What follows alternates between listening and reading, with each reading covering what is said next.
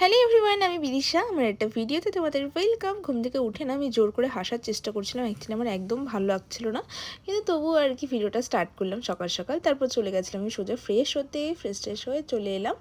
আর তারপর আমার বাড়িতে না দুটো পাখি এসেছিলো, দুটো না সরি 4টে পাখি এসেছিলো। আর পাখিগুলো এসছে দেখে আমার ভালোই ফিল হচ্ছিলো। আর সেদিন আমার দিনের বেলাতে ক্লাস ছিল, তো আমি ফাটাফাট করে রেডি হয়ে নিয়েছিলাম। আর ও বাড়িতে ছিল, বললো চলো আমি তোমাকে ছেড়ে আসছি। আর এটা শুনে আমি খুব খুশি। আর সেদিন না দিনের বেলাতে ভালো গরম ছিল, তো আমি ভাবলাম আজকে যাওয়ার পথে একটু ডাবের জল খেয়ে নিই।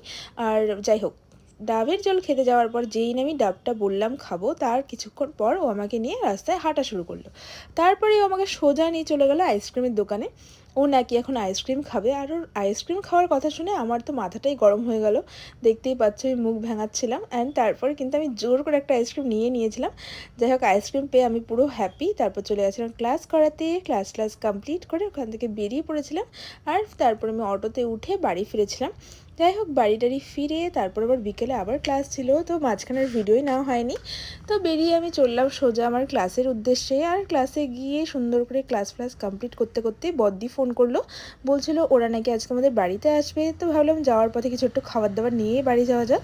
তা আমি একটু চপ একটু মিষ্টি নিয়ে বাড়ি ফিরলাম। আর তারপর জোর করে রুমটাকে ক্লিন করলাম। যা অবস্থা হয়েছিল আমার রুমের কি আর বলবো। আর সবাইকে দেখে আমি তো পুরো খুশি। যাই হোক, খাবার দাবার দিয়ে দিলাম। আর প্রচুর গল্প হচ্ছিল, গল্প করতে করতে দিনটাকে এন্ড করে দিলাম।